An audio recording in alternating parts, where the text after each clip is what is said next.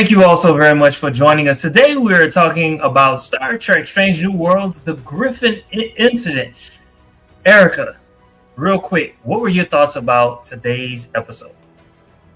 I absolutely loved it because anything that has something to do with something creepy, I'm loving it. I love a good thriller. I'm totally into horror and thrillers and suspense. So they ate. Okay, all right, that's what's up. All right, so this is gonna be like conversational. It's not gonna. Well, we are gonna have some questions, but it's more conversational than anything. The USS Griffin vanished 9 years prior to its discovery, leaving Starfleet analysts to hypothesize that it was either destroyed by a Klingon bird of prey or scattered across space by a warp-induced stellar flare. Upon boarding, the landing party finds an operational ship devoid of bodies or escape pods, with systems that suddenly reawaken despite power having expired years ago. Given Spock's observation of severe scientific contradictions, why does Starfleet order the derelict towed directly to a classified Division 12 facility rather than permitting open scientific analysis? And what does this reveal about Starfleet's covert containment protocols? I think they're just nosy. It's simple, just plain and simple, nosy. No one else has figured it out. They thought, let's go poke around and see if we can. Okay. So I was kind of intrigued. They used Division 12, and for the most part, throughout most of Star Trek, we've never heard of a Division 12. We've only heard of Division 12 in Strange New Worlds. And so in my mind, what I'm thinking is, okay, there's a lot about space that they don't know and they need to understand. And so they created this Division 12 to help them understand all that they don't understand about space. But I mean, you kind of summed it up. They know. They always voyaging into unknown territory, a whole new world for a reason, I'm supposing. You're right. Whole new world. You're right. All right. So Spock identified. Oh, by the way, have you seen what was it? Star Trek 3: The Search for Spock. It was a movie years ago. You did? So you remember? Yeah. Okay. All right. So we gonna be talking about that just in a little bit. So Spock identifies a trail of negatively charged ions, indicative of a human survivor drifting into space. Yet the trail terminates abruptly without evidence of a hull breach or a shuttle launch. When contrasted with Security Chief Rose Harper's security logs describing madness, internal violence, and mass space beaming, what does this physical evidence suggest regarding the entity's ability to manipulate matter versus raw sensory perception? Okay, so the idea is that it's an entity on board doing this. Mm-hmm. Okay. Well, I think that it is extremely powerful and dangerous. And clearly it's into nothing but mischief. Probably just like the one last season, but this one's worse because the last season, the entity was into fun and games. This one was dark and calculated and manipulative. Same kind of manipulation, but super dark. You know what? I was stuck wondering, like, what was its end goal? Was it just to kill everybody, or what? Like, I think it's almost like a Loki type of thing. It enjoys chaos. Just for the chaos of it all. The chaos of it all. Like, it's just like when they talk about angels and demons. Some demons just like to see things burn. There doesn't really have to be a reason. It's enjoyable. It's fun. I love your face when you said that. Is it no reason? What are you talking about? There's no reason. Were you not entertained? I was. I was entertained. I can honestly say that I enjoyed this particular episode. The past two episodes could be more than one places at one time. Yes. Messing with more than one person at one time. And the fact that they knew so much about these people. And was it one entity or multiple? I don't know. I don't know. All And all of was these questions are the like, part of me wondered, like, was the death fueling it? oh, that's interesting. Yeah, Get people to die, and that makes it more powerful. yeah, it absorbs your life source or something. Mm, mm. Okay, so earlier I was talking about Star Trek 3. So have that frame of reference in mind. The entity aboard the Griffin attacks James T. Kirk by weaponizing hallucinations of his son David and projecting the violent death of his brother Sam Kirk. In a declaration, the entity taunts Kirk with the assertion that his son will die alone instead, at the end of a blade, no less. How effectively does this episode utilize prophetic foreshadowing regarding David Marcus's ultimate fate in Star Trek III: The Search for Spock? And does establishing Kirk's latent paternal guilt in this era deepen his overall character arc? It absolutely deepens the character arc because, like, I think that's what this show does a really good job of doing, connecting all of the Star Trek um eras together and making it like linear. I think that's super cool too. Mm, mm. In my mind, what I was thinking was, this entity has got to be really, really strong because it knew the future as well as the present. It Mm. was psychologically Mm-hmm. tormenting Kirk, while at the same time giving him some sense of the future. You know what I'm saying? Mm-hmm. And when you think about even Spock, just that internal conflict that he has between being half Vulcan, half human, it knows everything that's going on in these people's heads, and it's making use of it. And I was like, whoa. And what's insane is when he woke up and saw he cut his own ears. Mm, mm. He looked down and was like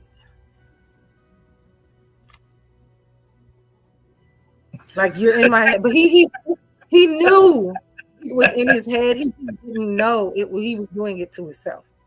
Yeah. So I know that had him on a whole nother level. And I honestly feel like for once he might have felt fear, like real fear, like real human fear.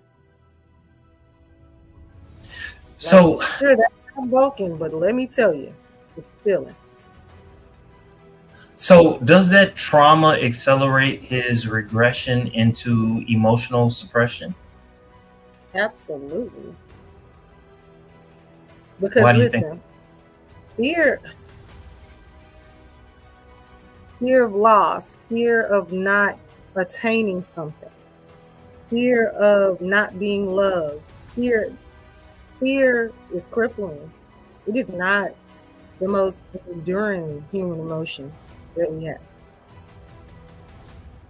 Fear makes you have fight or flight, and then or paralysis. And in that moment, he had no control, all because he had human fear. Yeah. So I could definitely see him being trying to be more Vulcan or suppressing more of his human side off of that for sure. And honestly, based off of this especially this show, I would say he's way more human Mm. than I've ever seen him before. But he's also way younger. Yeah, and that's actually in keeping with what we knew from the very first episode ever recorded of Star Trek. Spock had he was displaying a lot of human emotions, and what we saw in Strange New Worlds was that was a conscious choice of his to Mm-hmm. kind of explore his human emotions. So to your point, you're correct. But there was something that happened that made him say no more. I'm 100%. I'm gonna fall in line with this Vulcan logic. And It saved his life. yeah, yeah, It's only so human people can be. hold on, wait a minute. My sister just broke her TV, and all of a sudden she got a new TV. Like I'm trying to figure out how she ain't got nothing to do with Star Trek, but Where that came from? I'm yeah. Ain't nobody on TV around, yeah. You understand? Understood. Okay. I like my TV too. All right. So La'an Noonien-Singh is subjected to intense psychological manipulation by the spectral projection of Rose Harper, who coaxes her into accepting her violent lineage, culminating in La'an stabbing Kirk. Given the episode's haunting final image, where Harper's ghost appears in the window, placing a finger to her lips, how does this encounter alter La'an's struggle against her inherited augment legacy? And what are the operational implications of Captain Pike expunging her violence from the official mission log? It's a lot, I know. I'm rereading it.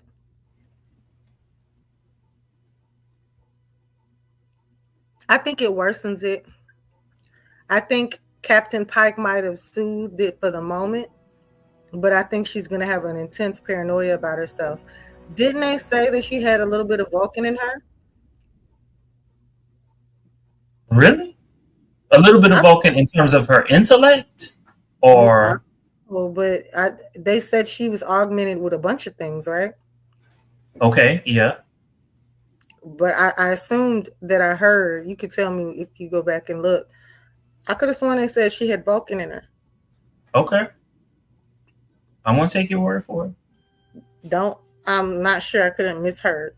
But I heard it twice for certain because I've watched it. I had to rewind it. Now, why did you have to rewind it? I got kids. They want to talk to me after school every day. If I happen to be watching something when they walk in, pause. Pause. Go ahead. I'm listening. You just got to give them that time because they want to be in your face and then they want to leave you alone and they come back 5 minutes. This whole thing. So I just think that, but I know it's something insidious that she's supposed to be altered with as well. Something she just absolutely detests. And it's whatever it is. I heard at the end of the last episode that she feels like she's stronger and she can't feel physical things. So she already feels like a monster. So I think it added a layer of truly like believing I might be a bit like half monster. Mm-hmm. I think it's a number on her. How much of it is knowing that her family had something to do with war, and she's like the offspring of that, and feeling like you know what I'm saying? Like if you found out that your parents were Nazis, I knew you were going there. How would that impact your psyche? I try not to put my thoughts ever in the feet in the shoes of the colonizer. However, if I had ancestral lineage, I would struggle with who I am as a person, like regardless of like if we take race out of it, I would definitely have a problem with knowing that I was a part of something so hateful. And I would see it as something more than just, it was the times. It's like, no, you are crazy. Like crazy. Like you try to exterminate a whole people and justify it. And had you not been stopped, what next group would you be working on? Yes, that part. You coupled a lot of people all together. That part. So no, that's an issue. So I would probably be working like overtime to try to prove to myself and others constantly that that's the case. And as far as Captain Pike, I just feel like that's my boy. Mm-hmm. We ain't telling on her.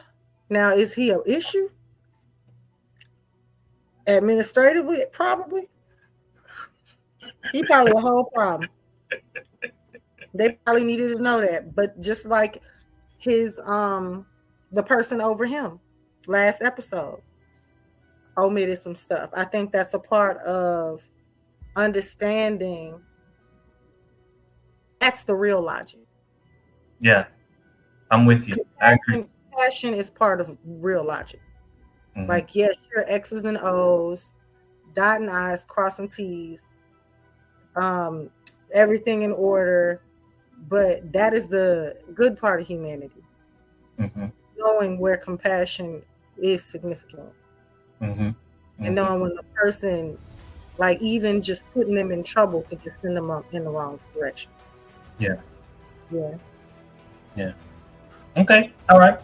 So in this particular episode, the director utilizes specific spatial design choices aboard the Griffin, including green tinted computer interfaces, liminal hallway lighting, long static shots, and ambient audio motifs like crying infants and wind-up toys to generate sustained dread. How do these stylistic choices distinguish the Griffin incident from previous Star Trek horror attempts, and how effective is the juxtaposition of standard Starfleet interiors with eerie domestic sounds? Basically, how was the aesthetic in this particular episode, and how did it make you feel? It was super creepy. I quite enjoyed it. It reminded me of current era scary movies, but in space, which makes it worse. It also reminded me of things off of Aliens. Okay. You know, like, remember the Alien movies, how things would be? Mm-hmm. But they had like creepy figures walking behind. I was like, not Walking Dead. Only it ain't even there. Right? I saw the little body in the back. I said, hold on, rewind. Huh? Did I not look, or did that just pop up? It just popped up. I said, popped up. I said, hold on, baby. You talking about who gonna run? Soon as my flashlight would have went back there and I ain't see nothing. Knees to chest. Knees to chest. Okay, beam me back. I want to go back now. Man, I'd have been got off that ship somehow. And then to blow up the ship that came on, baby. And why y'all split up? Y'all ain't human enough for me. Y'all ain't human enough for me. Because, baby, I'd have told you immediately, yes, I believe in ghosts. Y'all needed Aurora on that motherfucker. Y'all not leaving me nowhere. I'm with you. You with me. We come together. We leave y'all. Yeah. Don't take off your damn mask. Why is we take off our mask? I ain't breathing that air. Listen, as soon as it lit up on its own, I'd put that thing back on. Not on my watch. That's how y'all ain't seen no scary. So y'all ain't got no scary movies in the future. Somebody told me one day all you would have seen is elbows and ass cheeks. I said, me, baby. Me. I'm scary as shit. I go in a haunted house knowing it ain't real, get scared. Just for the So did you freak me out? All right, y'all, I'm about to go. I did good. I'm about to get up out of this maze. Anyway. Yes, indeed. But seriously, did you think about that? Like, baby, why is y'all still there? Every time I see a horror movie, every time, I can't do it. I be thinking a little too much. You know, yeah. Some people be in the moment, but I be thinking, I got to go. I got to go. It's like Cape Fear. It's like Cape Fear. You see a tiger, a lion, a bear in your backyard. And you ain't go back in the house before you saw anybody else? I wouldn't even have a chance to talk to Max Katie. Elbows, ass cheeks. What? You back? Baby, we saw him from the porch. Go ahead home now. Through the blind. What you wanted? Drop it on the porch. Drop it on the porch. Drop it on the porch. I ain't coming outside. It ain't safe. Matter of fact, your life in danger. Yeah, yes, indeed. Yes, indeed. All right, all right. So many critics regarded this particular episode and had some clear divides between praise for its horror pacing and frustration over its complete lack of in-universe scientific explanation. In other words, there wasn't enough science. Unlike Okay. traditional episodes where the crew identifies an anomaly and engineers a technological solution, the entity aboard the Griffin remains unclassified and undefeated, with the crew merely escaping.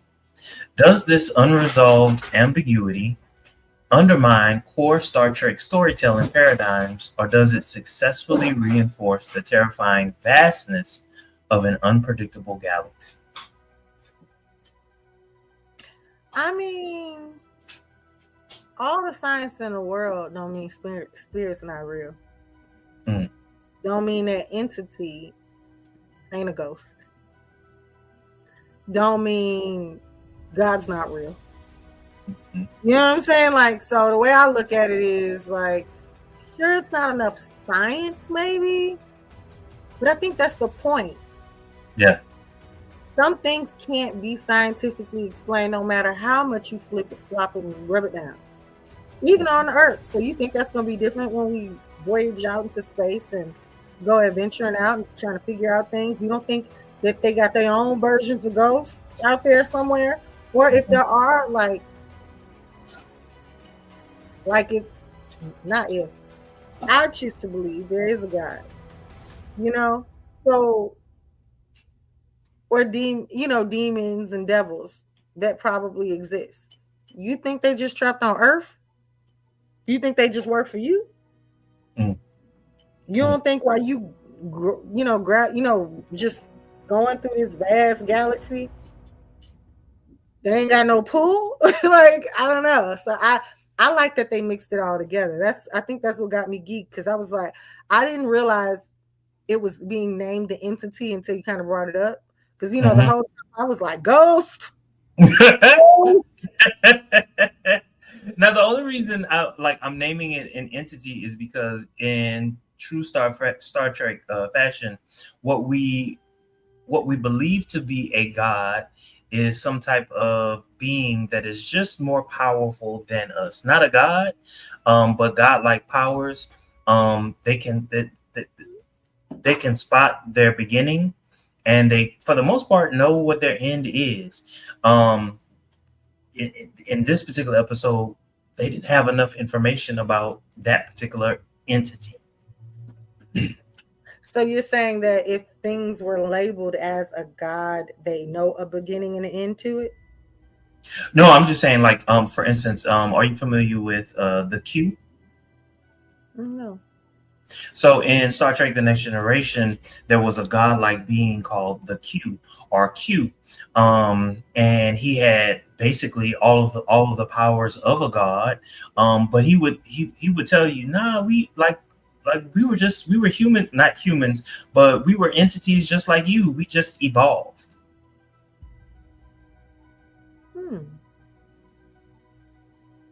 I gotta watch that episode. I like that. Mm-hmm. Okay. I see what you're saying though, because so it doesn't fit into the Star Trek theme. Mm-hmm. Okay. Mm-hmm. Mm-hmm. All right, so let's rate this particular episode. Mayfair to 10. What would you give it?